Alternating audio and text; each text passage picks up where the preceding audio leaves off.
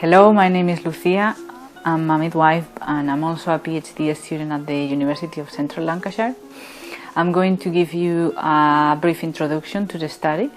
My study is part of my doctoral studies in midwifery, and it's the first phase of a big study, also called in technical terms pilot study or preliminary study. In this research, what we want to do is find out what is the best management for women when they break the waters, but they don't go straight away into labor. We want to find out whether it's best to induce or it's best to wait for labor to occur on its own. From all the research that I've done so far, all the papers that I've read and all the people that I've spoken to, we know that there are two main options. One is to induce labor and the other one is to wait for labor to occur on its own naturally.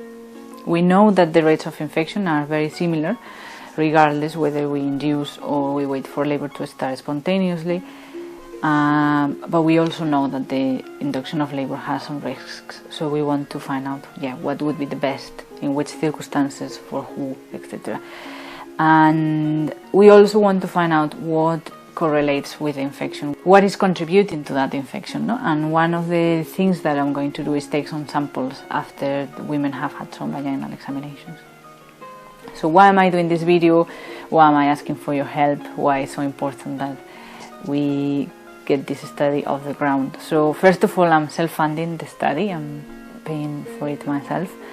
And I need to pay the hospital for the extra care that women are going to have that is not part of the routine care, and I also need to buy some equipment.